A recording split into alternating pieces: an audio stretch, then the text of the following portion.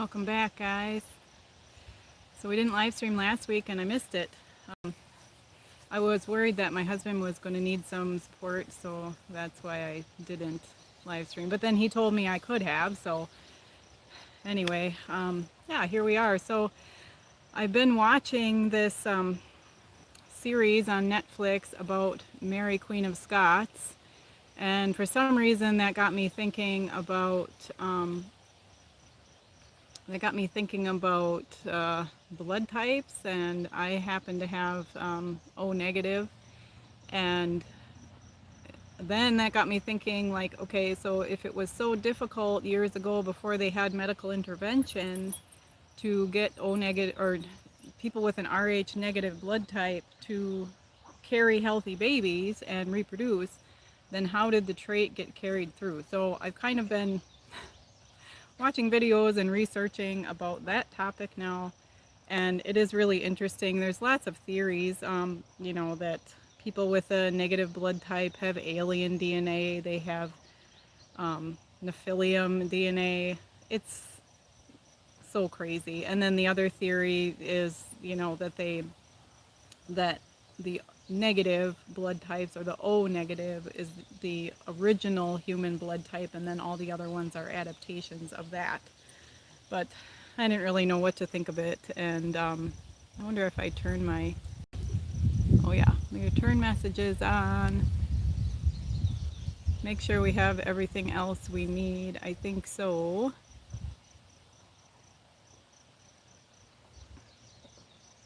And if you're watching, say hello so I can know that my messages are working, because I'm not very, oh, hello. Hi, Liza. How are you? My messages are working. Hooray. So I was curious about then other people's blood types, because they said that people that have a negative Rh negative blood type of any kind tend to be more introverted, and they tend to be more have higher empathy and lots of different things that really. Oh, O positive. Okay, so I'm an O neg. I've never donated any blood. There was a lot of time in my life that I didn't weigh enough to donate, and now, because of pregnancy complications, I have antibodies in my blood, so I don't know that it is what they would want.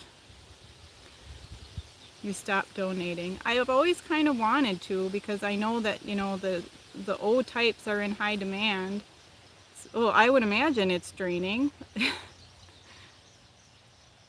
My daughter has to have, she has to have a lot of blood, she has to have blood draws every couple months for her Crohn's disease to check different levels, and they take a lot of blood out of her, and she usually feels pretty yucky after that. So I can't imagine, if you donated blood, how draining it would be. And I don't know, I tend to not clot very well and be a little bit on the anemic side anyway, so I probably wouldn't qualify anyway, but I've always thought about it. And yeah, so just still researching and kind of looking into these different theories. Oh, B negative. Yeah, I'm wanting to know everyone's blood type now. And they told my mother when I was born, I don't know why they checked my blood type when I was born, but they told my mother when I was born, and she's O positive, that when I had children, unless they came up with something, that I would have issues. And they did come up with something. I had to have, my camera's not, I had to have these injections during pregnancy. Yeah, I had to have injections during pregnancy and then afterwards, because if you are Rh negative and your baby is Rh positive, which if you have a Rh positive father, the babies will be more than likely, then your body, so my body looked at my babies as a, oh, that's so sweet. My body looked at my babies as a invader, and it would build up antibodies against them, and they would be fine while they were in the womb, but then afterwards they would have issues after they were born. But so I had these injections and it was all fine. But that's a recent thing. When my mother was having babies, they didn't have that. So There was a lot of babies born sick, and a lot of babies died, and women had trouble conceiving if they're Rh negative, or carrying babies to term, that sort of thing. So I really wonder how the gene continued to pass through. And, you know, rumor has it that all the, the royals and the royal families had Rh negative blood, and that a lot of celebrities have Rh negative blood. So I don't know if that's just a coincidence, or, with the royals, if it's, marrying within families to keep those traits. I don't know, but that's what I've been doing. It's kind of an odd thing to look into, but it interests me, and I am past childbearing at this point, so it's not an issue, although um, I did develop antibodies, and I guess I have them forever now, but they don't affect me in any way. Yeah, I never really looked into it either, Liza. It's just something that, popped into my head the other day, and then I thought, I'm going to look into that because it's really interesting. And all three of my children were O positive, so, my daughter won't have any trouble with that. And then I was trying to figure out, like, what nationality, because I'm still interested in getting my DNA tested to figure out what nationalities I am. And I was trying to figure out what nationalities carry more Rh negative, and I think it's just Eastern European for the most part, which, that wouldn't surprise me because I think a lot of us are that. Yeah, my husband is O positive, so they all ended up that way. I'm sure my daughter will probably never donate blood, as much blood draws as she has to have. It's windy. Is that affecting the sound? Probably. I just wanted to be outside because it's so nice. It is very, very warm today. Warm for Wisconsin. It was almost 90 degrees, which is warm for Wisconsin, with a breeze. So I spent a lot of time outside today until I would get too warm. Yeah, the crickets. Last night, Liza, when I was sitting outside towards the evening, I'm like, oh, I need to do a video later in the evening because the crickets, and they just started. That's the night sound here. And it used to scare me when I first moved here because I wasn't used to the sounds of nature, I guess. I grew up in town, in a small town, not where I live, but in a small town. But we didn't have, the male crickets are singing for their ladies. There's another sound, we don't hear it anymore, but there's these frogs that they're like this way from me. There's some water that way, and they're called spring peepers, and they sing very, very loudly in the spring, calling for their ladies. And I wanted to walk back there and record it, but I never know how to work that stuff into a video. I guess I could just do a little clip for people. Yeah, it's the guys. They're like, come on, baby. They're serenading their lovers. That's what they're doing. Yeah, the crickets are good, and the birds, lots of birds singing. It's funny when you live out in the country, except for in the springtime when the sounds all start, because in the winter here, it's very silent. The snow insulates any, hi, the snow insulates sounds, but there's no animals making sounds. I don't know where the birds go, but they're very quiet. So the winter here is very silent unless there's wind. And then you can hear the trees clacking together because, they don't have any leaves. But in the springtime, when the birds start singing, then I notice it, because they're so jubilant, they're so excited that it's spring, and then all summer long they sing all day long. And then I don't hear it anymore unless I'm watching a video back, and like right now I'm kind of tuned into it because I get so used to that sound of the birds singing and the crickets. Like Liza, before you mentioned the crickets, I didn't even hear them because I guess I'm used to that sound. And in fact, it's hard for me to sleep without some kind of sound now. So if I go to a hotel or something, if I don't have a sound machine, it's hard for me to sleep because I'm used to the sounds of nature now, the sounds of trees and crickets. Sometimes I hear owls, but I don't like owls very much because they can come eat my chickens. So sometimes I hear them, and a lot of times we hear coyotes, and that is scary when you hear coyotes because, you know, they're usually when they're howling and yipping and barking like that, they are after something, and then, you know, then they would be after my chickens. But I have a guardian dog now, so she, if they start howling, then she's barking and stuff. So then they stop and they leave.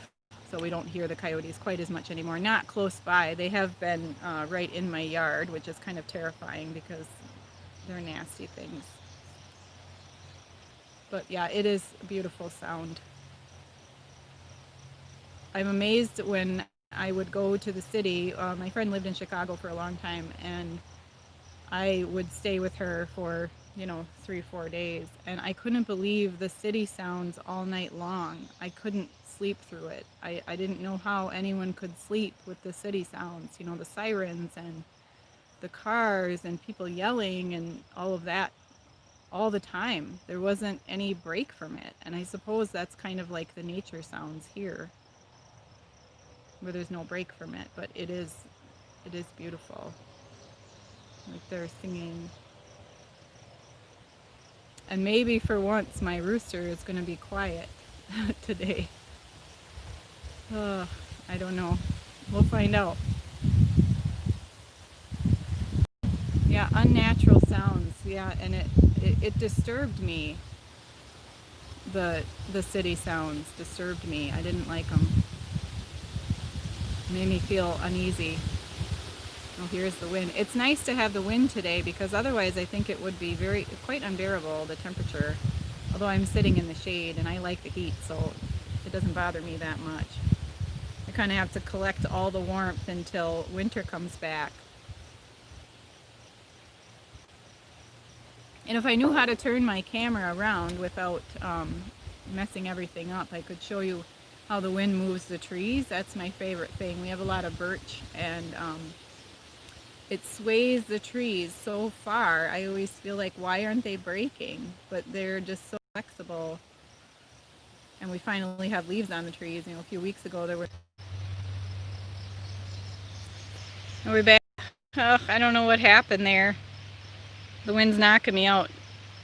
Knocking my signal out maybe. You know, I live out in the woods and our cellular signal is not very good. Let's see if it comes back on now.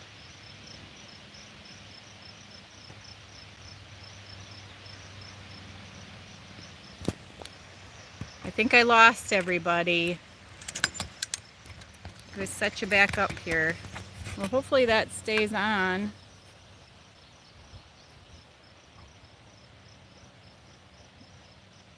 Yeah, I lost everybody, I think. But we're still rolling. Oh, you guys are back. I don't know what happened. It just dropped out. That happened on my last live too, but it was right at the beginning and it just kicked right back on. This time I had to go back in and set it up. Yep, you're still here. You guys are still here. Thank you for sticking around with the technical difficulties. Oh, there was a bumblebee that flew past. I was hoping it would go in front of the camera, but it didn't. There's an issue with bees around here. I live next to a tree farm, and they spray, you know, Christmas tree farm. So they spray chemicals on the ground around the trees to kill all the weeds. So I don't have a lot of bees, honeybees that is. There's a lot of bumblebees and wasps and stuff, but pollination is kind of an issue because of the tree farm. And I wanted to get some honeybees, you know, as far as like a hive or something to help with pollination of my veggie plants and stuff, but I'm just concerned that they would just die from what they spray over there.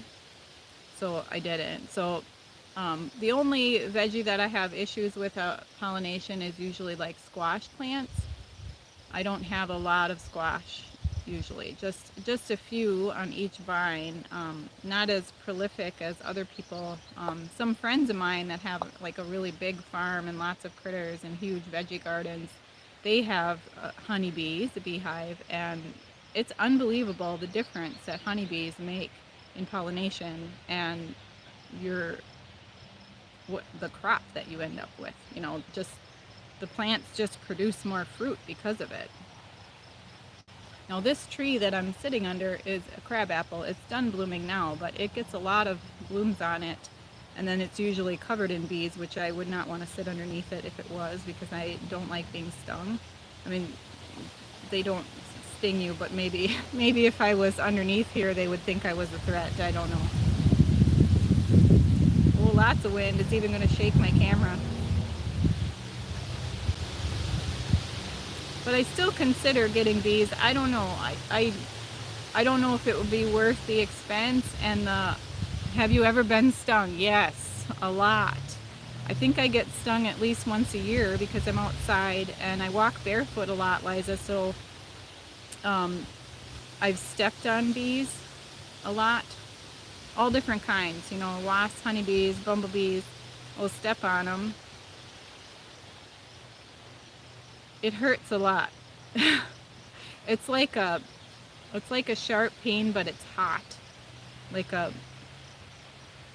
And it kind of like spreads out. So if you got stung, or I've gotten stung on the hand because I put my hand on something and I didn't realize there was a wasp or something there. So it kind of just like spreads across your whole hand, and it's like a hot pain. But then you just make a baking soda paste and put it on there, and then it stops burning. It's kind of what I compare the pain of tattoos. Because when people say they like, you know, they like getting a tattoo, they like that feeling. I felt like I was getting stung by a bee over and over and over. I didn't like it at all. It keeps me from getting more tattoos, which is probably good because I like the look of them, but I don't necessarily want to be covered in them. Yeah, Liza, you don't want to be stung by a bee. It's not very good. And if you want to know what a tattoo feels like, go grab a bee and then imagine that for like 3 hours. It's horrible.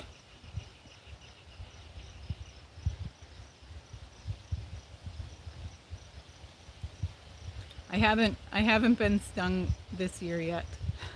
I say yet because I know it's coming. Almost the other day, because I had a wasp in my house and I almost swatted it with my hand because I thought it was, you know, it was flying in front of me and I thought maybe it was a horsefly or something, so I went like this, and it was a big white-faced hornet, and they're really aggressive, so if you would swat it, it would come after you. And I ended up chasing it around the house for, you know, a good 10 minutes with a fly swatter until I finally got it.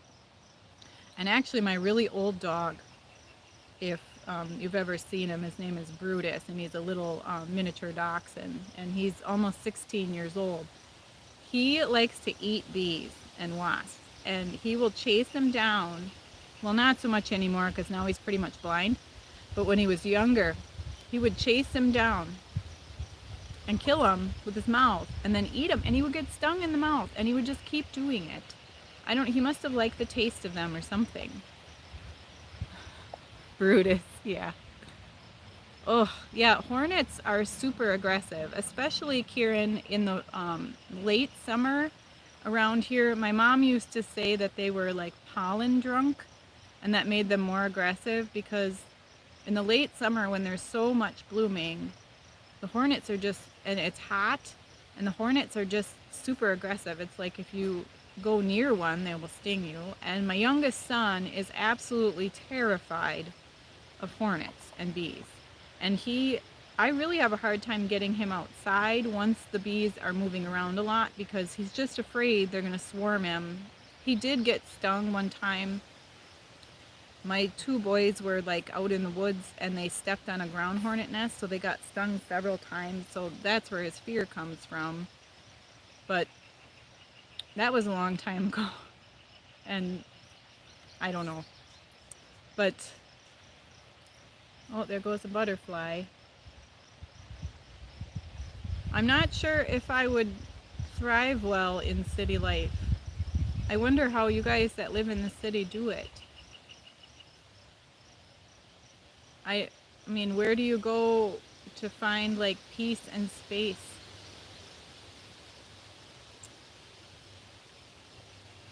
Derek, I don't think Wisconsin will get murder hornets. I think it's too cold here.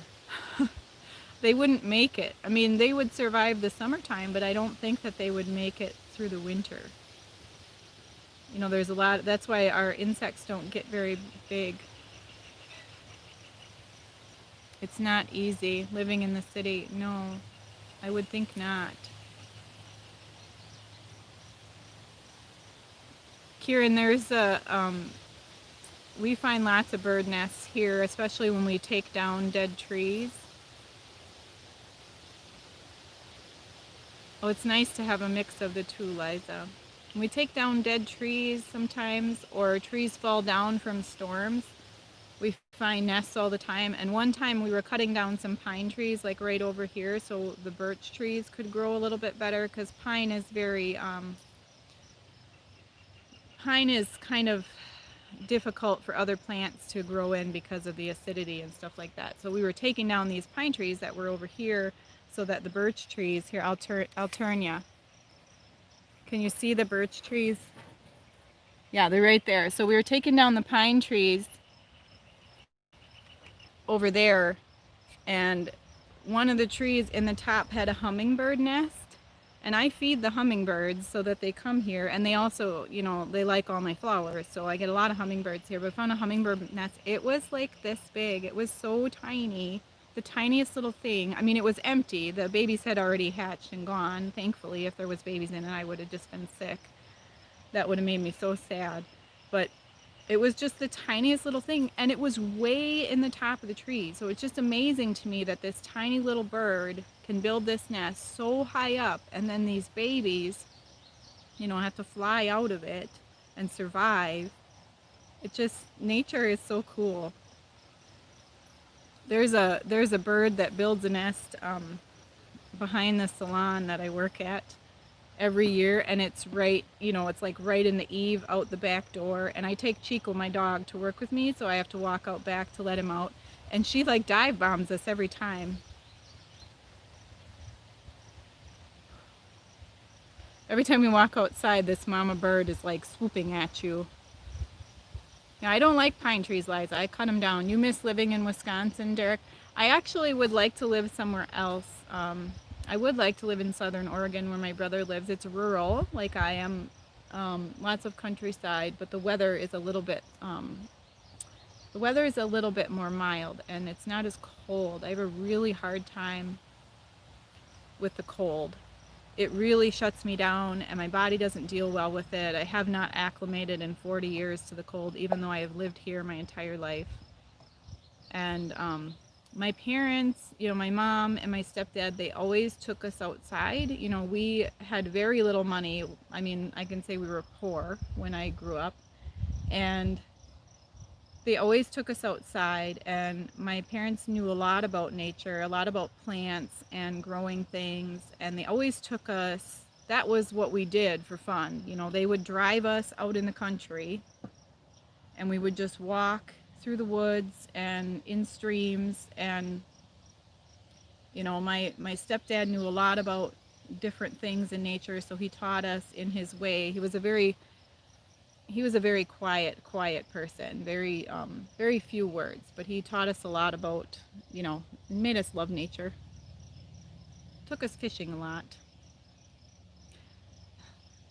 Yeah, I can take Chico to work because I'm the boss, and Chico absolutely loves going to work. I had no idea what a ladies' man Chico was, but you know, he likes the grannies.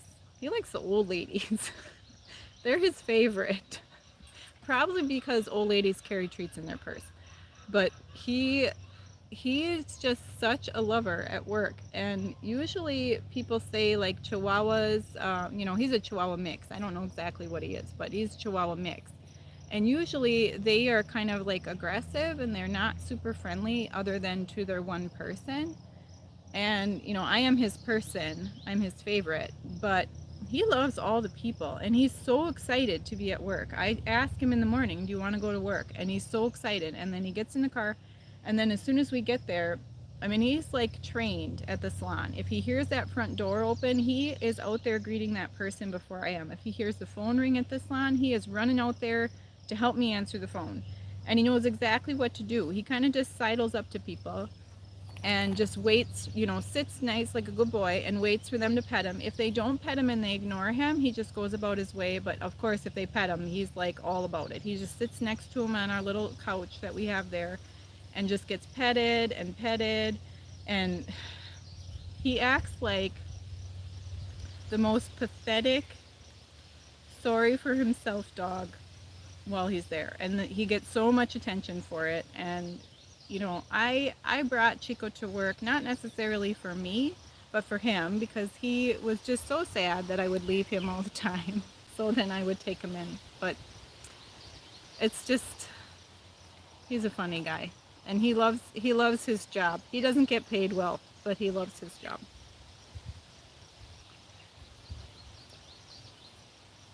So now I'm on chick watch because my mama, she's been sitting on her eggs, except I forgot to write it down on the calendar when she started, and it's 21 days to hatch, or 3 weeks. And I think we're getting close to the time, so now I'm on chick watch. So I keep lifting her up and checking if she's got any, not necessarily chicks underneath her, because the day before, the chick will pop a little hole called a pip, and they will start hatching. And usually you can see that the day before they hatch, or you know, the morning that they're going to hatch. So I keep checking because I want to film at least some of that if she'll let me. She's pretty, the mama is pretty calm. She's not pecking at me when I'm checking. She's mad. I mean, she makes like a noise that sounds like a dinosaur, but she's not aggressive to me. So I think she'll let me lift her at least a little bit to see, you know, if you guys could see like chicks coming out. You have a strawberry patch, Karen. I planted some strawberries again this year.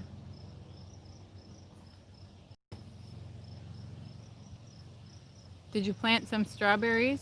Do you have them in a bucket?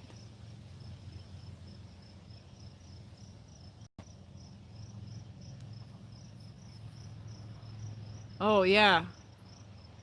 It is probably very hot, David, in Arizona. That's what I hear. Last year only one flower, but I bet, Karen, this year you have lots of flowers, right?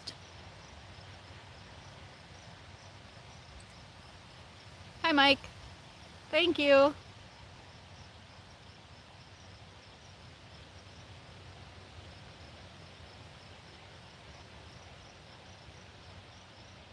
So, Kieran, did your strawberries flower this year? And are they in the ground? Oh, this year is totally insane. Oh, that's exciting. Are they in the, oh, 111 degrees. Yeah, that's too hot, David. That's too hot for me. I like today where it was almost 90. That feels good to me. 111, I would have to be at the beach for sure. So, Kieran, are your strawberries in the ground? Or, woo, it's so windy, it's going to knock my table down. I got this table on the side of the road. This little table here, because I'm going to use it to, I got it on the side of the road, someone was throwing it away. So I'm going to use it to, when I process my chickens. You don't need to know that part, but I thought it would be good for this because it's lightweight so I can move it around. So Kieran, they're behind the garage, so they're in the ground. So they're blooming, so are the bees visiting them? Or don't you notice that?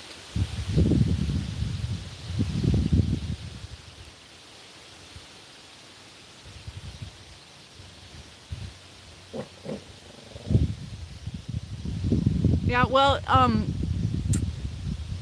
it's Casey, it's nighttime for me here, or evening, it's after dinner.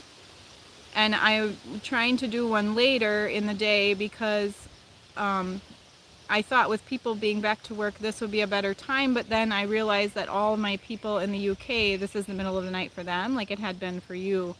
So I don't know when is a good time. I still haven't decided. I might switch it to the weekend, but I think It's fine. It's fine. I think if I ended up with, 100 people on here, it would be overwhelming for me. So small numbers is probably better. So Kieran, you have berries starting. Oh, that is really fun. I love to grow food, so it's really exciting when you start to see some things. And those strawberries are going to just spread and spread and spread like crazy. Oh, the stay-at-home order has been great for my mental health. Yes. Mike, if I was still working in the old salon that I used to work at, I probably would have needed a stay-at-home. Oh, now the sun moved. So it's going to like make the, okay. I probably would have needed the stay-at-home order too, because I used to work with 10 different stylists and it was hard. But now I only work with one other person, and a lot of times, so we're separate entities from each other, and a lot of times I'm there by myself. And she's also really easy to work with. She is an INTP, same as my son, and I get along with her very, very well. I mean, she's different than I am, but I get along with her really well, so it's easy to work with her. And I thought that the lockdown was going to be difficult for me to be home all the time. And the first 2 weeks I was kind of in panic mode, mostly about what were we going to do about the money and the different things. But my income is for fun stuff. And when you're home on Safer at Home, you can't go spend money on fun stuff anyway. So we actually did fine. I missed having a schedule. I missed going to the gym, but that's all back. And I really missed my clients. I missed that interaction and the conversations that I have with my clients, because some of them I've had, almost the 20 years I've done hair, and I've really developed a relationship with them. So I really miss them, and some of them I didn't see for 3 months, which was odd. So I'm glad to be back. And I knew that, for a lot of people, myself included, that being stuck at home, not going to work, was going to put a lot of things into perspective of what was important and whether things in my life, in our lives, needed to be changed. So, and I did realize from it that I was working too much. And I was working too much initially when I first switched over, because when you become your own separate entity, when you're your own boss, and I worked as an employee for 18 years, and when you have your own salon now, and the whole thing, you got to pay rent and buy your own supplies and stuff, I just was so concerned that I was going to go into financial ruin and I wouldn't make enough money to cover my bills and have extra money for fun things, like clothing for my children and chickens and chicken food. So I was working a lot, like way too much. And while that was good for some things, it wasn't good for my family dynamic. And it wasn't good for me, because I was just like overworked and tired, and I had nothing left for my family, and they come first, So I didn't need the lockdown, but I'm glad that I had it.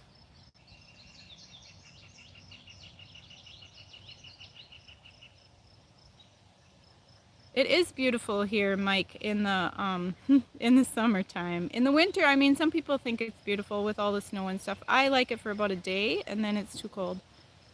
Chickens, ducks, and geese, I don't miss all the poop. Yeah, there's a lot of poop, kind of all over the place. And my husband doesn't like it. And my chickens used to go up on my deck a lot and poop, but they kind of have stopped doing that. So I'm thankful for that, because that was gross. I had to go out there every day and hose it off.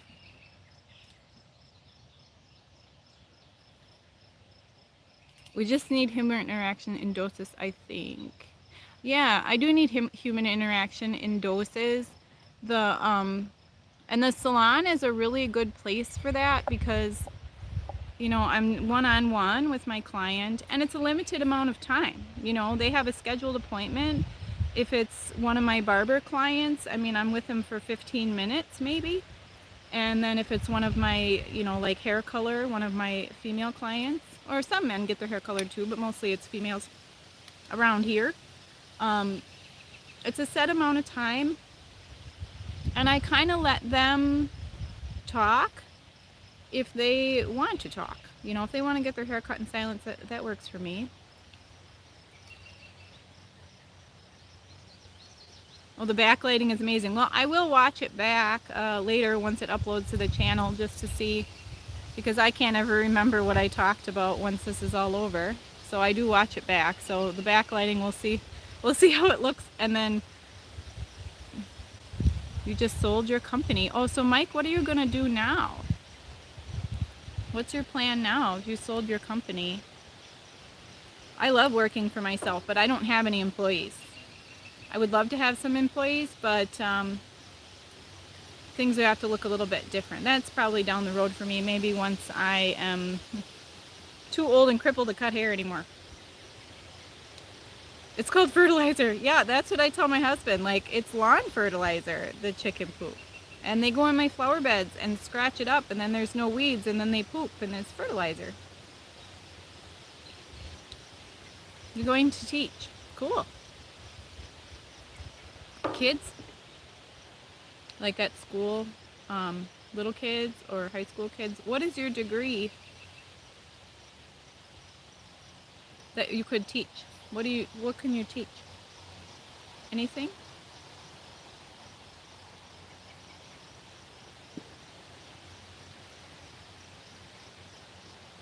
I'm always impressed by people that have education. My mom really wanted me to go to college, but I did not. So I wanted to be a mother. So I needed a job that I could do. Oh, you're going to teach college. Oh, you're a very well educated person. So that's why I always say, like, all my subscribers, when they comment on things, I feel so uneducated. You guys always sound so intelligent. And I'm like, here I am, this Midwest uneducated woman. Oh, marketing. Oof. I never even know what that is really. When people say they're in marketing, I'm like, that's selling things, right? Or how to sell things. That's probably way too simple of an explanation of what marketing is. Help YouTube get more subscribers? Is that what you're doing? I don't know what you mean there. I know there's a lot of tricks. There's a lot of different things that I could do. Oh, that's what you're doing. Oh, interesting. I know there's a lot of different things that I could do to get more subscribers, but I'm not really, it feels like tricking people when you do those different things. There's like different things that you can do to like trick the algorithm or push your videos more or do different things. Oh, social media strategies for companies. Okay.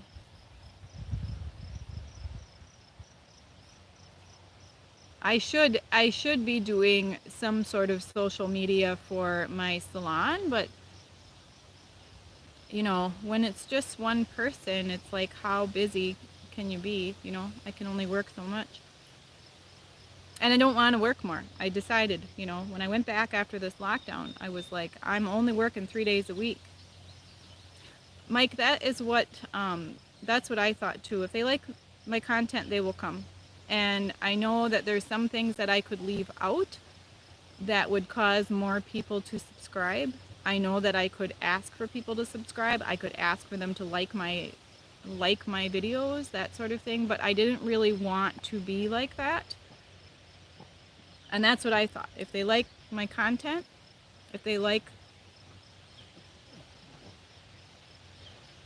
yeah, I don't know if I'm giving tips and advice though. I feel like I'm just talking about myself all the time. And then I'm like a little bit embarrassed.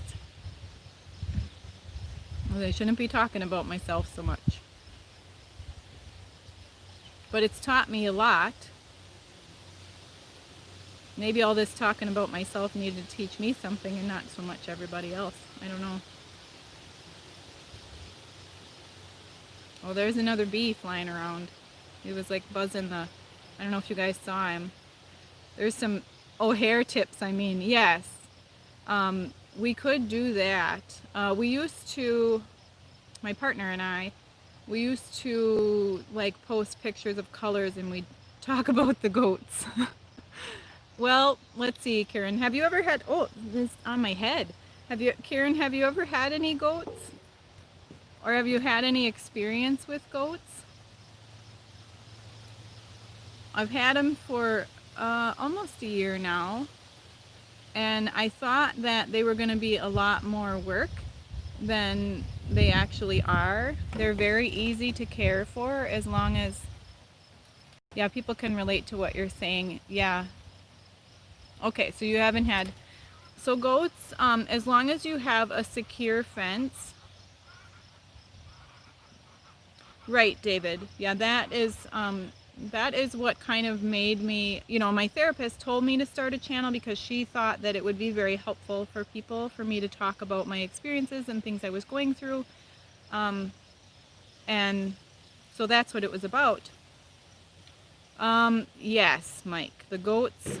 So I got the goats actually to keep the weeds down because the area that they were in, which is, you know, right this way, was so overtaken by blackberries and blackberry briar and brush that I couldn't even get back there anymore. And there's a lot of deadfall of trees back there. There's a lot of poplar and birch, and then when we have a windstorm, you know, they'll fall over. And so I got the goats to eat that brush because if you put them in an enclosed area, they will eat every green thing that they can get to. I mean, they will knock down small trees if they're young enough. They will eat the blackberries right down to the ground. So I got them to clear brush. And then with the intention of, so the female, I got a female and a male. And the female was already, or not already bred because they go into heat in the fall, but I knew that she would. And then it would have babies, and then I was going to milk the goat for goat's milk because I make soap. But do they eat all the plants? Yeah, they have, Mike, a fence that is called field fence or range wire. So it's a very heavy duty fence. They have a little bit less than an acre, I believe, back there. And they have eaten everything that they could reach, you know, right down to the ground.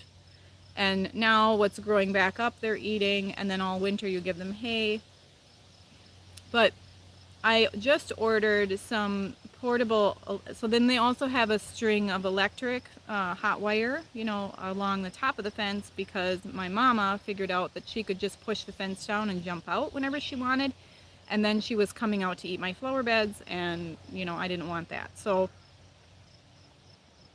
but they will eat, I mean, what they say is true. They will eat just about anything.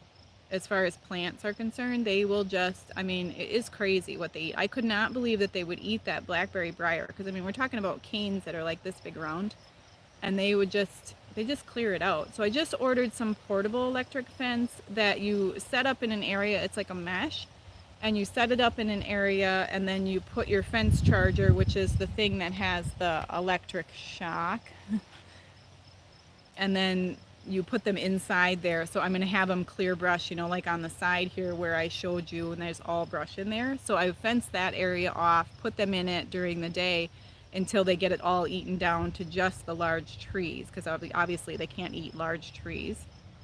They do rub their horns on them sometimes if they have horns. Mine do have horns.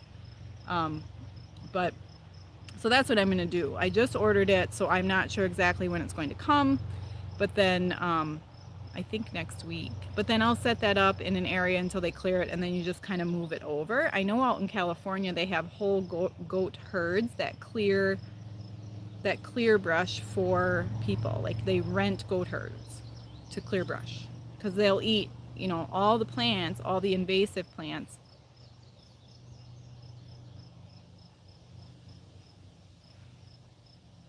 Yeah, you can ask me any questions you want as long as they're appropriate. INFJ John, I've always wanted an alpaca, but I'm not that far yet.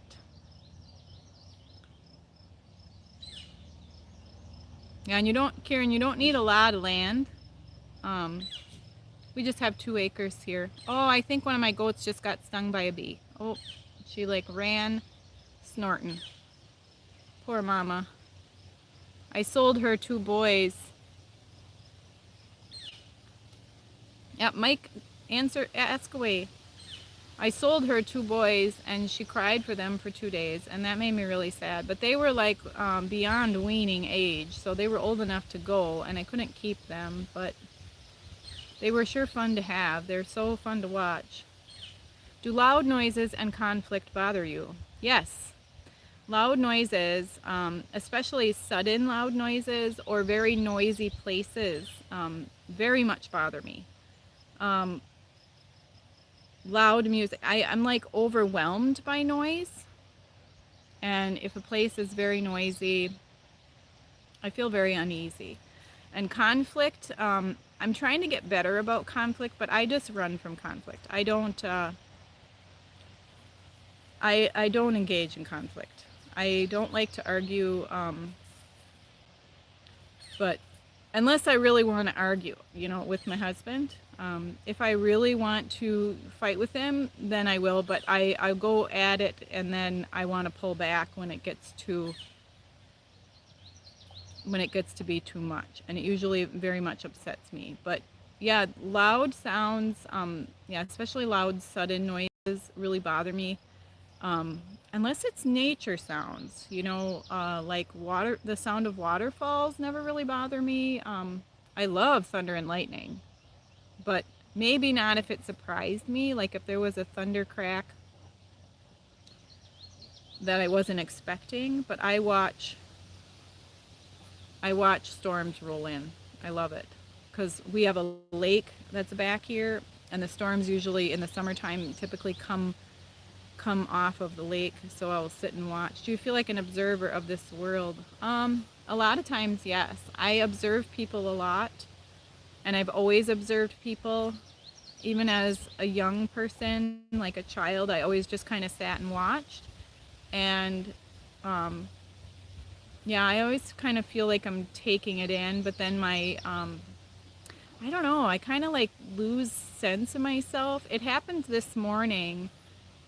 I was at my PIO class, and so we're working out, and you kind of have to pay attention because it's like a choreographed moving, it's yoga and Pilates together, and you kind of have to pay attention because she'll say like switch to this move, and there's a count, and I never count, but there's music playing, and it's not too loud, but it's just enough that you can hear it, and it kind of moves to the rhythm of the music.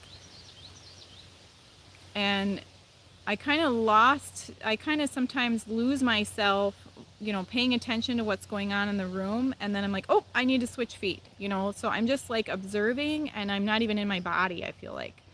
And did people call me an old soul when you were a kid?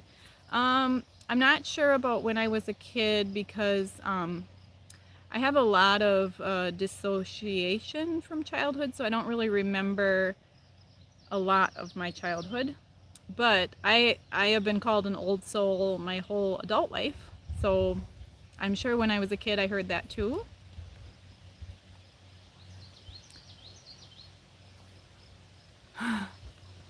I yeah, but yeah, maybe when I was a kid, I don't know. But you don't like thunderstorms? I really like them. I mean, there was one time that there was a tornado. It didn't come here, but it was about 2 miles away from here. My whole family was in the basement, and I'm standing in the open doorway watching the trees because they were just like blowing like crazy, and the sky was so cool, and it was nonstop lightning. It was just so beautiful, and I just stood and watched that. And then my youngest child, who's terrified of storms, terrified of hornets, begging me, please come into the basement. And I'm like, I will once it gets real bad. And it was very strange because when that tornado came through, it was 2 miles down, and it wasn't a large tornado. We don't have large tornadoes in Wisconsin typically.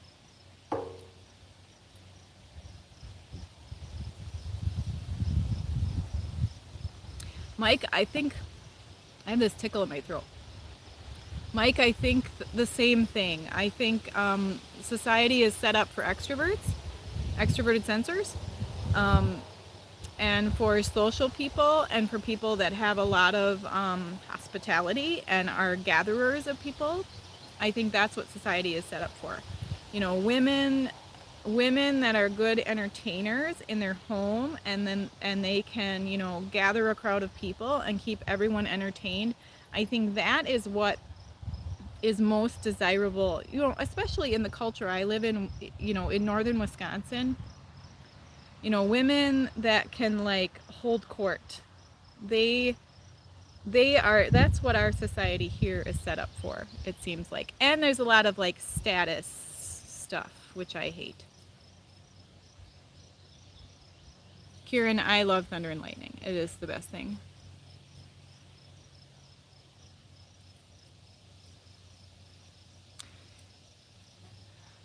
M. Thinkworth, what is your first name? If you want to tell me, I don't call you Thinkworth because I feel kind of funny. I feel bad calling you that. What era would be best for the INFJ? I have always been fascinated. Yes, Life on the Prairie, Mike. Yep. I have always been fascinated with settler women. Women that went out west and settled the country. I've read a lot of books, biographies, autobiographies, about those women, and I really identified with them. What they went through, I don't want to go through what they went through, losing babies and losing children and having their husband die in accidents and things like that, and no medicine and starvation and all those things. But I think that life was really set up a lot better for us. And because you were far away from your neighbors, I mean miles sometimes, acres and acres and acres or miles, and then when you could come together, you would have a really genuine relationship with your neighbor, or your friend or your family, whoever was visiting. There wasn't just constant people all the time. To make sure my dog wasn't chasing somebody down the road.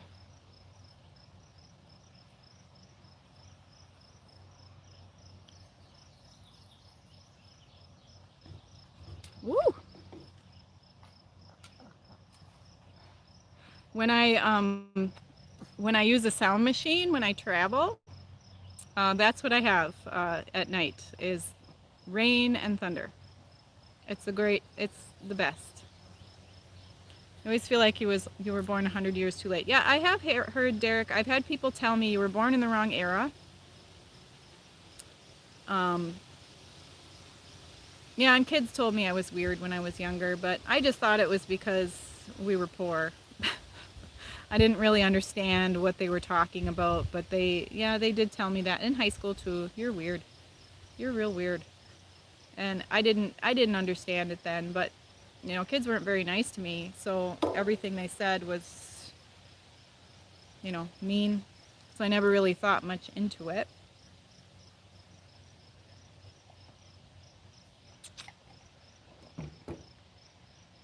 I'm just shaking the camera all over the place. Well, the wind has kind of calmed down now.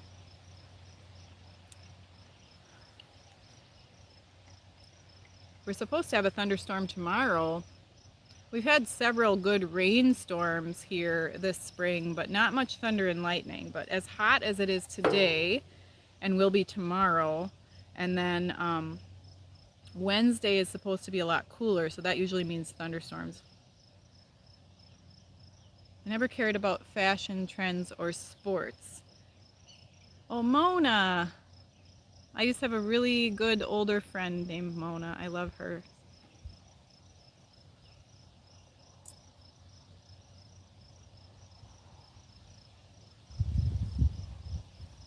That is really cool, Mona.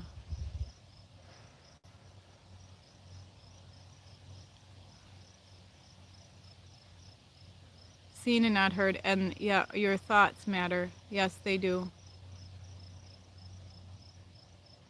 Jason, I've never heard of imagined empathy.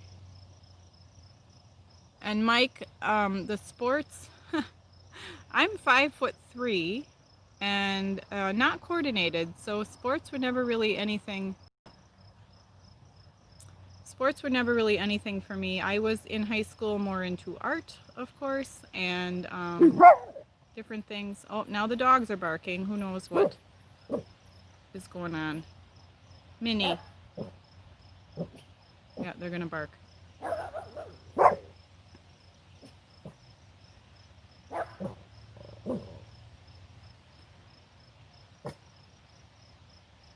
Yeah, now hopefully I will remember that your name is Mona, so when I see you on, I will know. I've never heard of imagined empathy. What is it?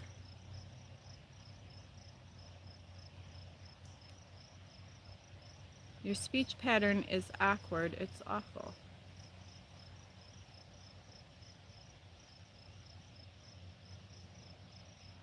What do you mean by that? One could argue that one cannot have empathy without a sense of imagination. Oh.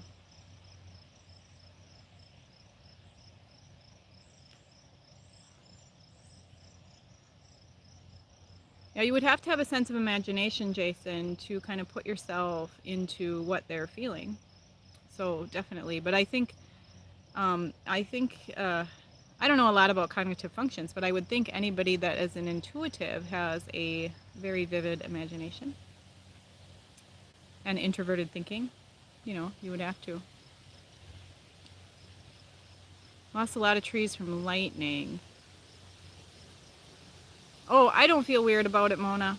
I just, I like to call people by their name, but I don't have, you know, my channel name is not my name, but people figure it out, or I tell them, you know, it's close enough. I don't feel weird about it, Mona. I just wanted to know if you would, you know, if you would share your name with me. So, because initially I didn't even know that you were a woman. I kind of guessed that with how your comments were, but I wasn't really sure.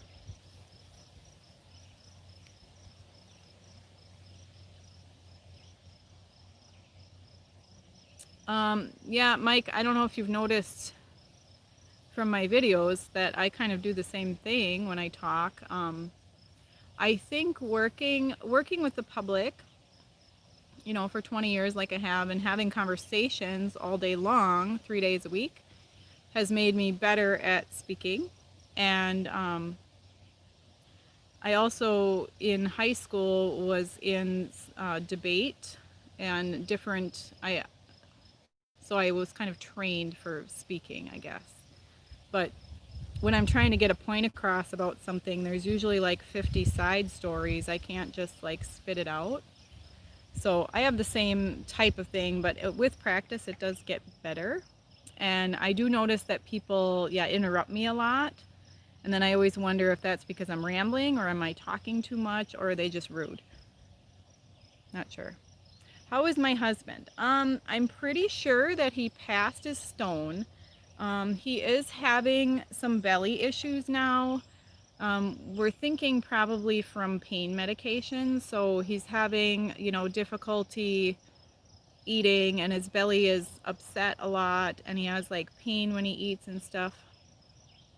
Um, and it's kind of funny because my daughter and I both, you know, I have celiac disease, and then I have a lot of unresolved intestinal damage from 27 years of undiagnosed celiac disease, and my daughter has Crohn's disease. So when my husband is complaining about his belly and how he doesn't have an appetite and he doesn't want to eat anything, and when he does eat, his belly hurts, we're like, welcome to our life. That is our whole life.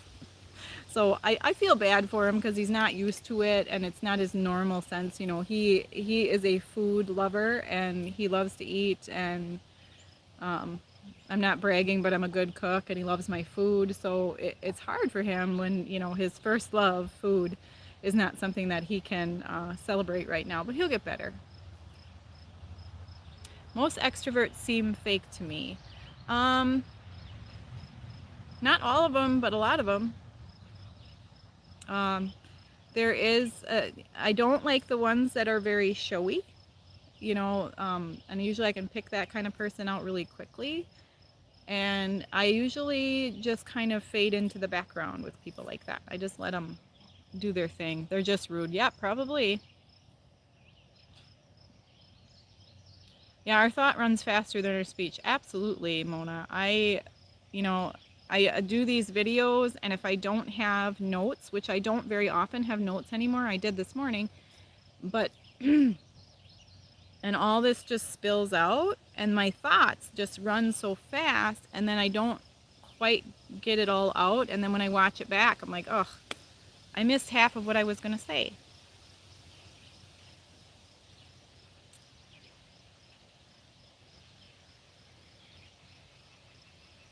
Yeah, a lot of extroverts are really struggling with the being at home, Mike.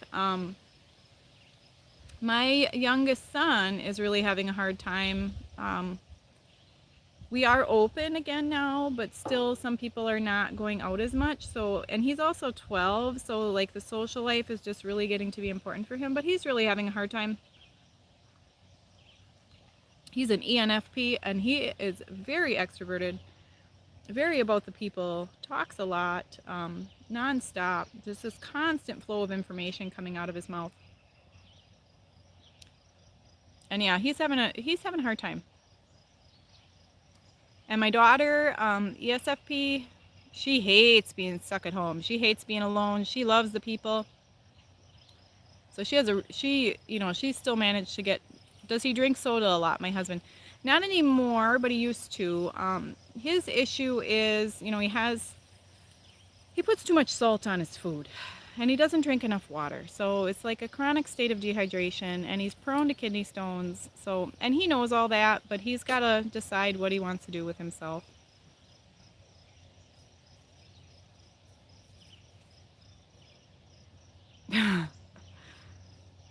INFJ John, all of the trees that are around here, like this little area where our house is, the 2 acres that we are on, we're pretty much clear cut. So there's, other than the trees that I've planted, there's no trees in our yard. So anything that fell wouldn't hit our house. But some of them are getting pretty big now after 20 years, so maybe they still would.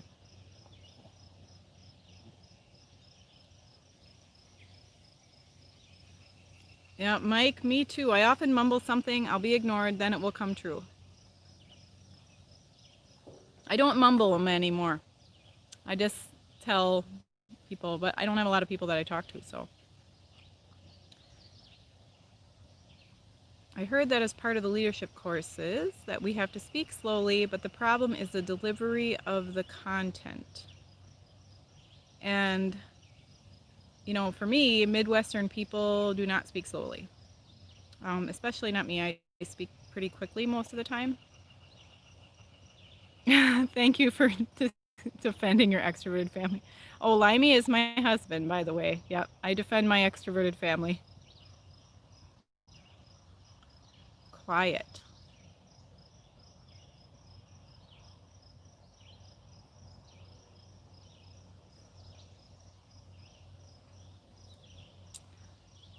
People look at me like I'm from Mars when I talk. Occasionally, Kieran, that happens to me too. There's some stuff that I say, especially if I'm talking about things that I like sensed or that my intuition found or something, then people just kind of look at me a little sideways. But I'm kind of used to that, and I kind of know what people to tell that to and what people not to. There's some people you just can't share that stuff with. Oh, barking dogs. Who knows what they're after? There's nobody on the road.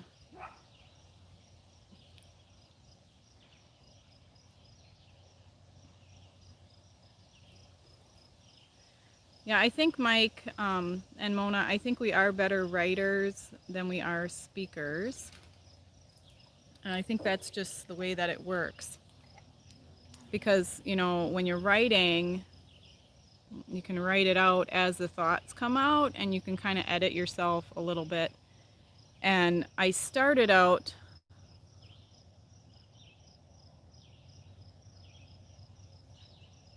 Boomhauer on King of the Hill. Oh, I didn't watch King of the Hill. I'm sure other people have, but I don't watch a lot of television. I watch a little bit, but I don't know who Boomhauer is.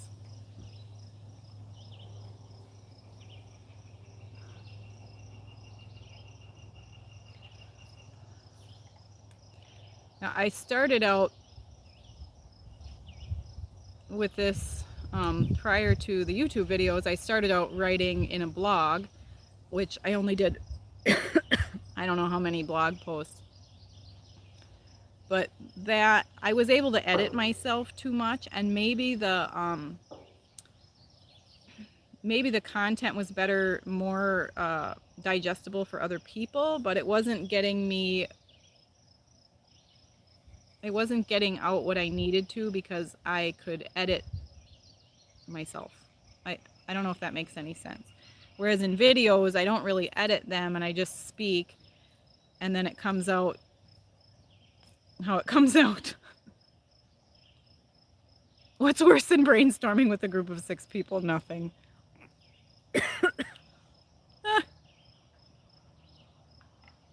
Now I have to look that character up from King of the Hill to see what...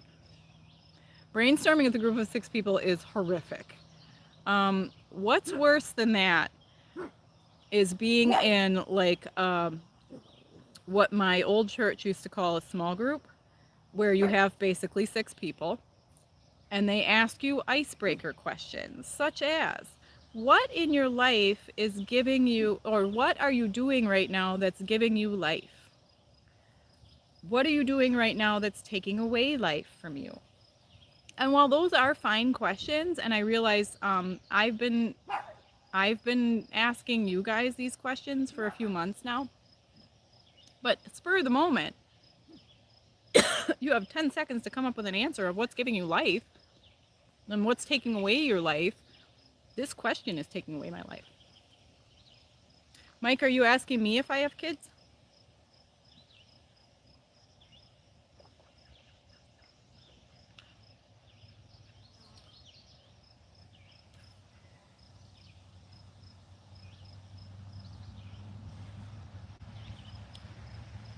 Yeah, I used to, in the group work, or group meetings, when I used to have meetings at work, I used to just sit there and listen until they forced me to answer. And then I would give them my answer, and then if they didn't like it, too bad you made me answer. I didn't want to answer the question.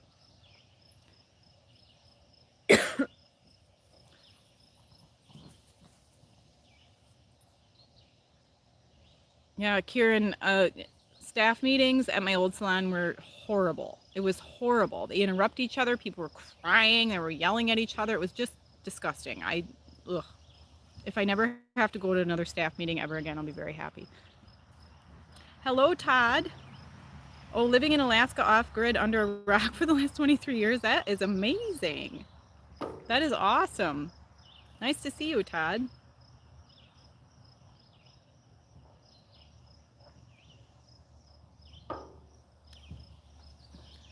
Yeah, I have 3 kids too. And when they were younger, the noise was really difficult.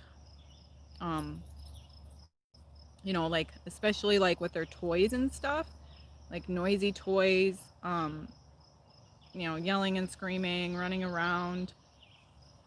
Nap time or quiet time was great. I always put them to bed super early. Now, sometimes the noise gets to me, you know, because when you have teenagers like I have, you either have one child home or 20 children because all the friends come over. And then the noise is hard to deal with sometimes, and especially they like to play music and stuff. And I'm jealous of Todd too. I don't want to live in Alaska though. I'm trying to get away from the winter, but living like that is ideal for me. I don't know if my family would survive it, but living like that is ideal for me.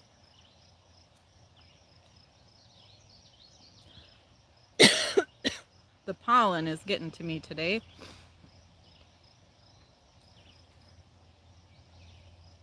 Yeah, but now with teenagers, if they're making a lot of noise, I can just go outside because, or walk away from them because they don't need constant supervision anymore like when they were little. So if they have a bunch of friends over, or I can just tell them, hey, why don't you guys go downstairs, or why don't you guys go outside? You're making too much noise. And they're pretty respectful after I go to bed at night, you know, to keep the noise down most of the time. Yeah, I don't think, Mike, I would like that kind of environment where they crawl over each other to succeed. I did work with a hairdresser that was pretty competitive, and she basically would bully her clients into staying with her if they try to go to somebody else. That was, I don't understand that.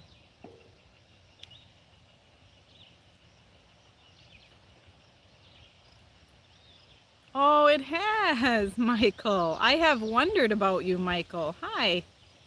I have really wondered about you. I'm like, now what did I do to make him go away? It has been a very long time. But I know how it is. We get busy with something, we get interested in something, and then drop it for a while. So I understand.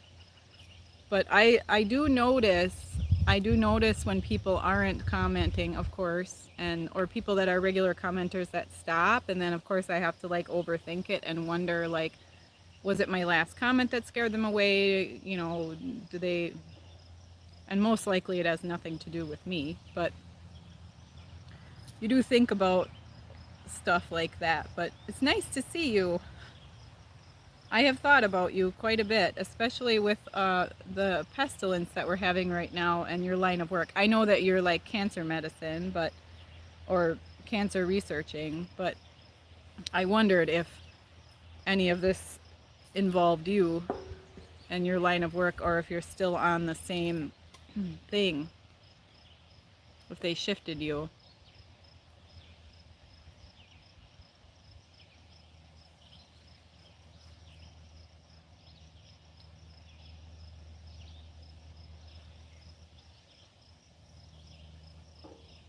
Oh, we are over an hour.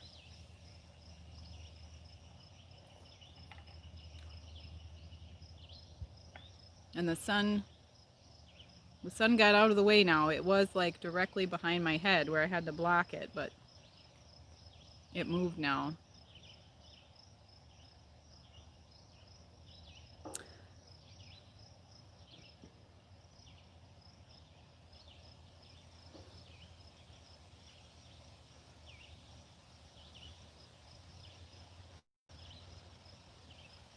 Oh, yeah, Michael, I worry. I kind of think about all my subscribers. I don't know what's going to happen to me if I get more than I have. I know you and I had a discussion a while back about would I do it if it, would I continue to do my videos if it was just you and Troy or something? And I said that I would, and I know that I would, but I do kind of pay attention to the people that are in and out, and then when they disappear, I kind of wonder. I shouldn't think that it's something I did necessarily, but I kind of wonder because I know that we sometimes go into like busy times or times that are bad, and then the things that brought us joy or that worked for us for a time stop working, and then we just pull back from everything. So I always wonder, like, is that what happened, with people, or are they just interested in something else? Like 6 months ago I was researching something totally different than I'm looking into now. So it's just, you just wonder about people. And I wasn't like worried, like, you know what I mean, though. You just kind of notice when your regular people just kind of drop off the face of the earth, I guess. But it's good to hear from you. And I never know. Oh, right, Mike. Yep. And I do the same thing. There's some channels that I watch a ton of, and then I just kind of move on to the next thing, which that's fine. That's just how people work. I mean, that's just the way it is. Oh, it's fine.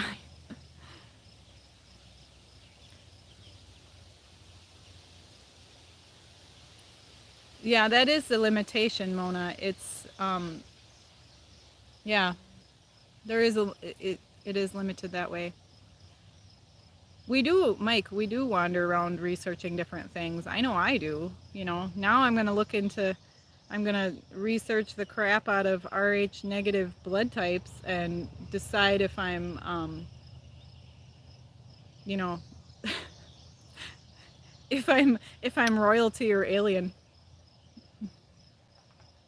I went crazy over the coronavirus when it first came out in China. That's all I wanted to read, look at. I just went crazy. Yeah, 10 things at once. Well, for me, I like a continuation of the last thing, but then I really get into one thing. And that's all I'm interested in. That's all I talk about. My family gets real sick of hearing about it. Um, they don't want to talk about it anymore. They don't want to hear about it anymore. But I think, yeah, that is what we do. We get like really focused on something for a while, and then it just, we just stop.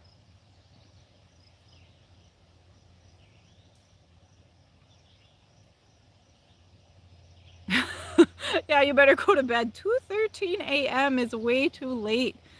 Oh, I wish there was a time where that I could pick that was a good time for everybody, but I don't think that's even possible when you're all over the world. Good night. My favorite thing is getting into a new project and never finishing it. Ah, I think I could say that as well. You got to just pick smaller projects. That's why I picked knitting baby hats, Mike, because you knit baby hats, they're real quick. And if you don't finish it, then there's a problem because you can finish it real fast.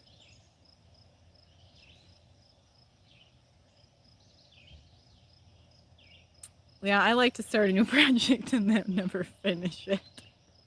Ah, that cracks me up, actually. That's so true. I like to learn so much about, yeah, always worried about everyone. Yeah, I think that's kind of our lot in life, isn't it? To be worried about everyone, to wonder how everyone's doing and what's going on. And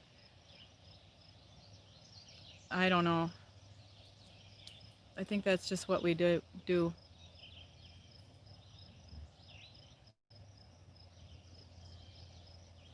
Yeah, Todd, I researched that a little bit too when I saw that, but then I think I was at a bad place at that time, and I didn't want to know about my attachment style because then that just reminded me of like how I got that attachment style, and so I might have to look into that again. And yeah, looking to others for affirmation, looking to others for permission to do things, looking to others for validation. That's a slippery slope because you're just chasing the. But I've been guilty of that and probably still am. Trying to fix everyone, Karen. Oh yes, all the lost puppies, all the sad souls.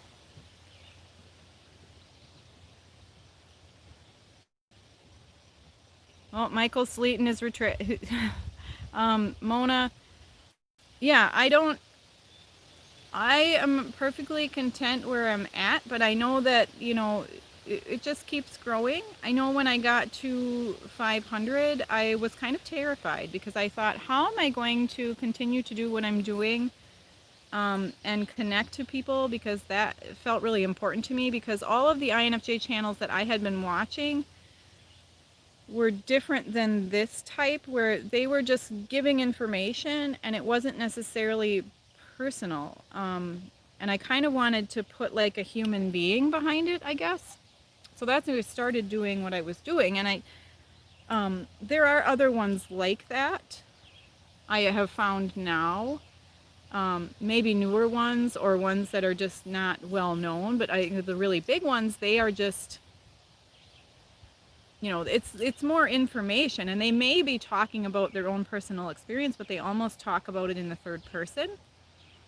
So I wanted something different than that, and it is a little bit, the more subscribers you get, not that I have so many or anything, but I have enough to do this live streaming, which makes me excited. But the more that you get, the more that you kind of wonder how connected you're going to be able to stay with your audience, and how relevant you will stay. That's my worry there.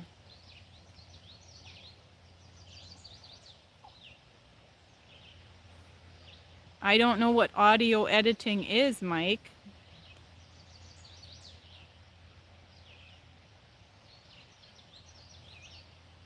I've always a lot of projects going on at the same time. I always have a lot of projects. INFJ John, I always have a lot of projects going on at home at the same time, unfinished or half finished, or as my husband says, half-assed if they are finished.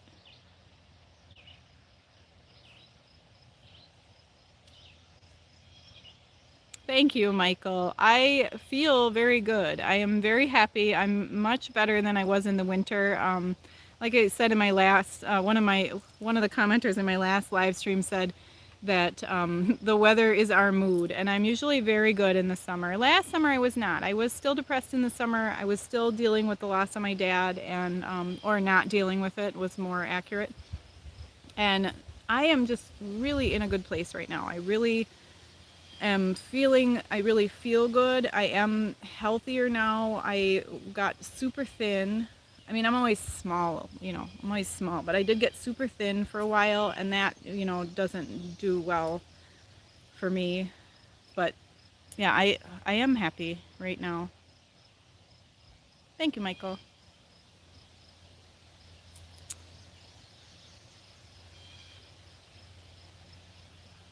Okay, Ruba Dead Z. I just tuned in, so I'm not sure if you already talked about this, but do you feel emotionally overwhelmed by everything going on right now and everyone's collective pain? How do you deal?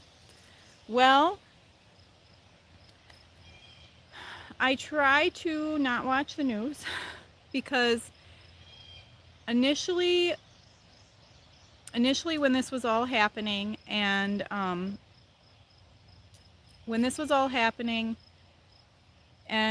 I was very overwhelmed. I was overwhelmed by the possibilities. I had a lot of fear and anxiety over what might happen, not necessarily to me and my family, but to the world and to other people. And with lockdown, I was very concerned over children that rely on the public school system for food. And I was concerned over families that are in active abuse situations and active addiction situations, that they were going to be trapped at home together and things were going to get really horrible. But not watching the news and living in the country where you're not with people kind of helps that, because you can't, you're just not around it. But I definitely did a lot of praying, and I still do a lot of praying, and I really try to just release those things to God, because I can't do anything about it. And, all I can do is what's in my own little corner here, in my own little circle. Those are the people that I can comfort, and I really had a lot of peace after that. After the first few weeks, I had a lot of peace, and I don't really have that anxiety. My first week back to work, people were very, because then we're back in the public, and people were very, still very fearful about being out, excited to be out, but very fearful about being out, and still very nervous and a little bit like panicky. And I just try to not take it on myself. I just have to remind myself, usually on the way to work, I end up doing this thing where I'm talking to myself, almost reminding myself of what I feel today, so that I'm not feeling everybody else's stuff and then taking it home, putting it on like a coat, like I say, and taking it home with me. Because just because this person over here is really panicked and really afraid and really in a lot of pain does not mean that I am. I mean, I can give them comforting words and just be there, I guess. But that doesn't mean that I need to be panicked and painful. And it's almost like a talking to yourself. To remind yourself that, you know, just because they are feeling that does not mean that I have to feel that. But some days I'm a mess with what's going on in the world. So, oh, let's go back here and see. I hope that answered your question, Rubab. I hope I'm saying your name correctly.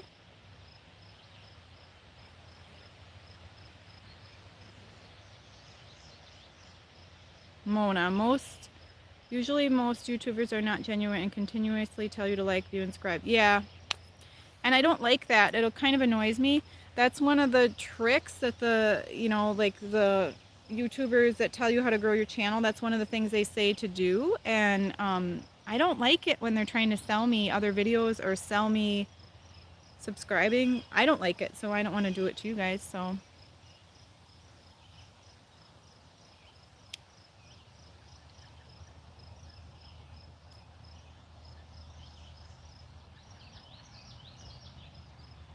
the state of the world makes me feel overwhelmed and it all seems hopeless. Woo! I got a spider. Woo! It was a big one. Hi, watcher. You came late. That's okay. I'm still on. I'm past an hour. Usually at an hour I shut it down, but I'm like, oh, it's... Okay, I'm trying to catch up on comments. Half-assing just means I lost interest. Mike, it's probably, for me, like half-assing something means that I probably knew enough about how to do it just to be dangerous, but I didn't know enough about how to complete it or have the skills to do it. So then I just do it the best I can, and my husband calls that half-ass.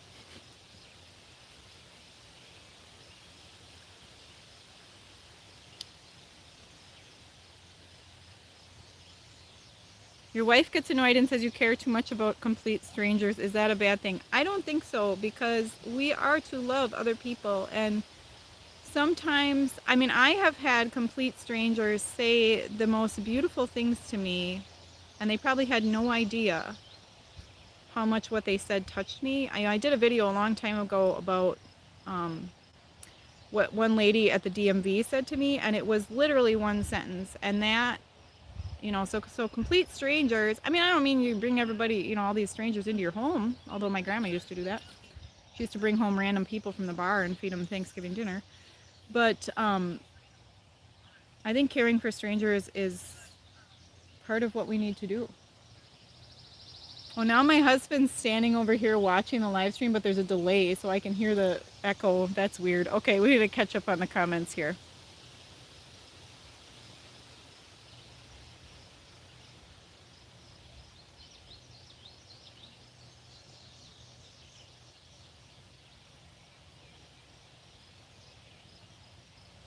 Yeah, Kieran and INFJ John, at some point you have to focus on yourself if we don't become drained, leading to being no help in anyone in that point. It needs to be done in moderation.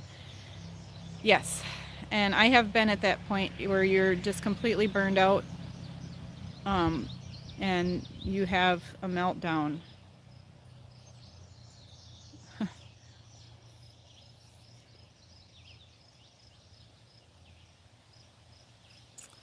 Tuning out the news helps, but I do feel guilty about it. You feel guilty about watching the news or not watching the news? I didn't watch the news for years. I only recently started watching it once this coronavirus thing, and I don't watch the news every night. I just watch like clips of it on YouTube. Mona, my grandma died when I was 19, and she was well, she was an alcoholic, and that's why she died, but she was a very nurturing, lovely, incredible woman, and very sad that she had to drink the way she did, because it is what killed her. But she was a very functional alcoholic, you know, if there is such a thing. Oh, I love that quote, Mike, by Maya Angelou. That is one of my favorites. No one remembers what you said or did. They remember how you made them feel. Yes.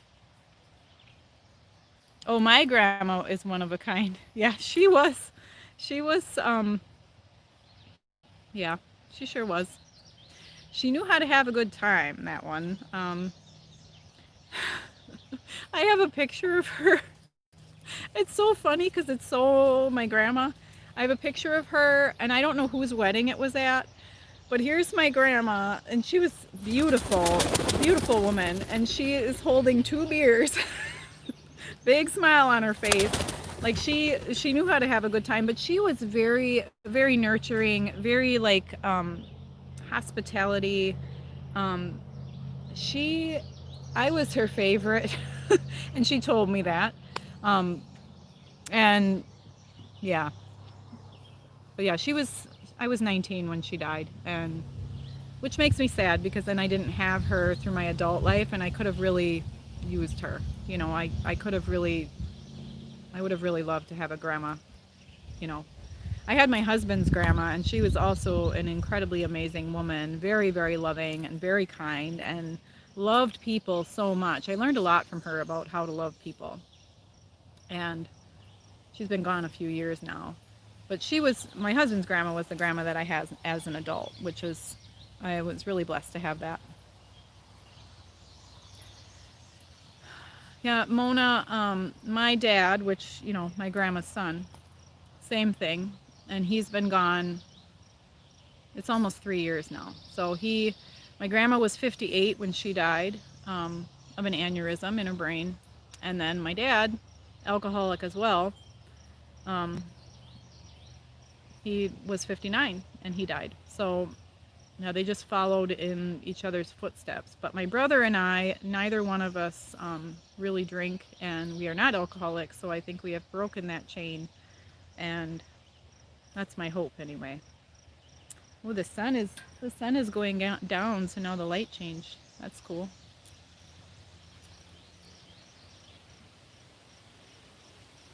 Yeah, I just wish I would have had her longer. And oh, there's talk of your grandmothers. Yeah, we were talking about grandmothers. Yeah, grandmothers are pretty cool. And yeah, my husband's grandma, she was like a prayer warrior. She was just an amazing woman. Just chased me around with a yardstick. Oh, I had a step grandmother that she passed away like 6 months ago actually. She was an absolute dragon lady. That was my stepdad's mother. Like, I was scared to death of her. She was so mean. She was just so wicked. I don't know how she could be like that. But yeah, I just called her dragon lady. Whew. Oh, yeah. There's a couple videos, Mona, on my father, and I really needed to do those videos, and I'm really glad I did. I mean, I don't think I could watch them back again, but I needed to do them because I did not, I mean, for the first year, I did not grieve my dad. I mean, I did for like a day, the day that he passed away, and then I just locked down. And that is what caused me to have a complete meltdown, because a year after that, I just fell apart. I just couldn't keep it together anymore, and it was because I did not grieve my dad. I didn't feel like I had permission to, because I had removed myself from his life because I could not watch him drink himself to death, and I didn't feel like I had permission to grieve him. So those videos, I mean, perhaps they helped other people, but they were really good for me to do for myself, for selfish reasons, I guess, because yeah, it needed to be spoken out loud, and was very helpful. And I don't think you ever get over losing somebody. Maybe it would have been easier if, you know, I had had a relationship with him, but I don't know. I definitely am better about losing my dad. I wish we could have saved him. I still sit with that. My brother and when I went out to Oregon to visit him, we still talked about that. We wish we could have saved him. And my brother was really close to him, so I mean, he probably was hurting a lot more than I was, but yeah. You're welcome. Thank you for watching that. I haven't looked at my old videos, as awkward as they were. I haven't looked at my old videos in a long time. I'm a little cringy about them. I almost wanted to go back and like delete. Ooh, that's a wasp. Ooh, chase me right out of my chair. Go away. It's like buzzing my hair. Ah! And a wasp takes over the live stream. It's a white-faced hornet. Or bald-faced hornet, whatever they call them. And it wants to take over. Go away. I don't want to be stung today. Ah! Okay, I think it left now. Sorry about that. You could see me, watch me panic over a wasp. It wants my kombucha, I think. I think that's what the problem is. It wants my kombucha.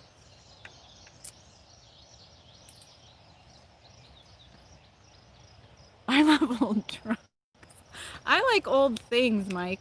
I just like old things. I like old vintage clothing. I like old vintage style. Occasionally you'll see me with vintage style hair. Oh, on a happy note, did your son change his mind? No, I haven't really talked to him about that. He's not very good at communication, and I don't know if that's his age. You know, he's almost 17. I don't know if that's his age or if that's his just the way he is. He's not very good at communicating, and it's not that he doesn't talk to me. He's willing to talk to me, but he doesn't talk to me for very long, unless I like trap him in the car or something. But I do plan on taking him to buy some summer clothes, and I will do that with just him. We call it a date. We'll go get some new clothes, and I'll take him out to eat. And then, you know, I'll talk to him then. We'll see what he decides. And I think my youngest son is taking a nap right now. Otherwise, I'm sure he would have popped in because, you know, he loves the live stream. Oh, the wasp is back.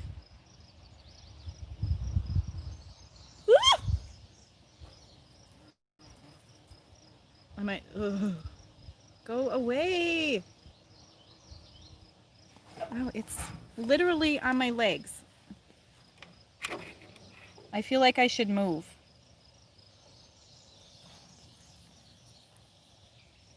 Yeah, I think 17-year-old boys or 16-year-old boys, I just don't think they talk to their family much. I think that's very normal. And he's always been kind of quiet. You know, he doesn't always have a lot to say. That's just kind of how he is. It's okay. I know it's just that time for him, I guess. But I always tell him, like, I miss you. I want to talk with you. Yeah, and he does, when he does talk, Mona, when I have a conversation with him, he is very, you can tell he's a deep thinker. You know, he does, if he actually wants to have a conversation with you. Otherwise, he's very short with you and very kind of flippant a little bit. But he is good at having a conversation if he's interested in it. And he does have some, like, insights and things sometimes. I like to hear how his brain works. You know, I like him to explain things to me or what he's thinking because it's very interesting. And maybe I feel that way about all people. I love to figure out how their brain works. And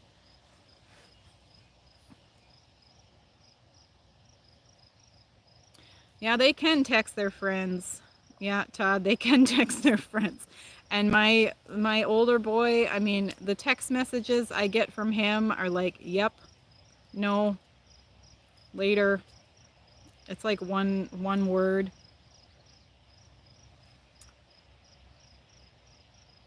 And I think I didn't I didn't talk to my parents if I didn't have to when I was that age either.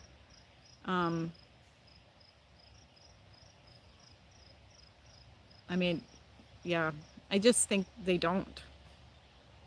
But he'll come back around. He will. I know he will. Oh, I think our friend the wasp finally went away. That was exciting.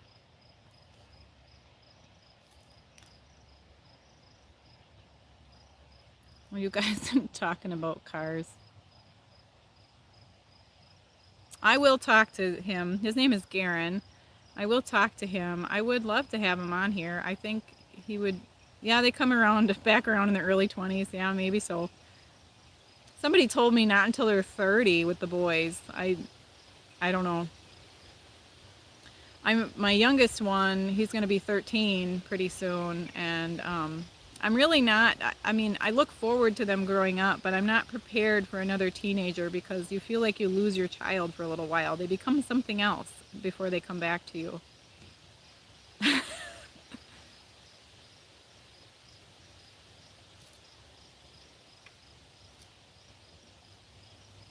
They fire you at 17, then hire you back as a consultant at 23. Yeah, I think that is the truth. My daughter is 18, and I feel like I'm being hired back as a consultant now, but she's trying to like maintain her independence still. But we did go, her and her friend and I did go for a girls' day where we, because stores are open now, so we did go do some shopping and go out for lunch, and I had a really nice time, and that was just, it was just so nice because it had been a lot of years of her being a teenager where she didn't like me very much, and I didn't really like her either. I mean, we did not get along for a long time, and it was just really nice to have a day with her where we were just like two women. You know, I mean, I'm still her mom, and she still needs like me as a consultant, like you said, but I just, yeah, I missed her, and so that was really cool. And so my son, he'll come back around. I mean, he's very pleasant to be around most of the time. I mean, unless he's hungry or tired or, typical teenage boy. If he's hungry or tired, then you just stay out of his way. But he's relatively pleasant to be around. He's just kind of standoffish, which is probably normal. Yeah, that is funny. They fire you at 17. I think my daughter fired me when she was 15, and then she just hired me back recently. So we'll see how that works out. But I am looking forward to the relationship that I will have with my children, specifically, well, all my children, but I'm looking forward to the relationship I will have with my daughter as she continues to be an adult, because I'm hopeful that it will be good. So, that's exciting to me, to be friends with my child when she's grown up. That makes me happy.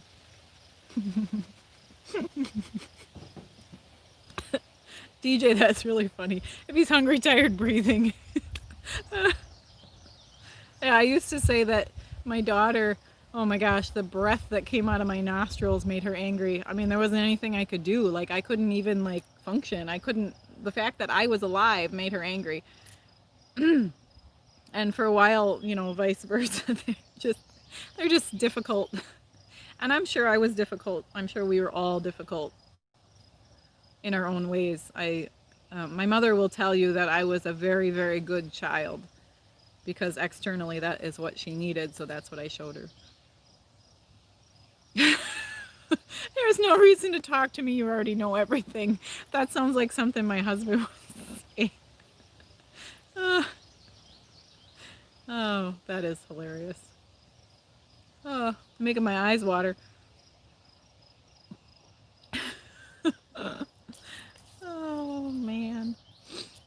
Well, I think, guys, this is the longest I've gone, and it has been a lot of fun, but I think we're gonna wrap things up if you don't mind. And I'm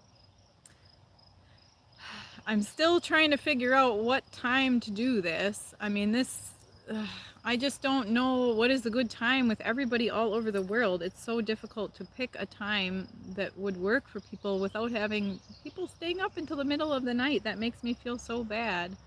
But because you can watch the playback. But anyway, I so appreciate you guys hanging out with me today. It's a lot of fun. I will see you next week again, live stream. I will announce it ahead of time.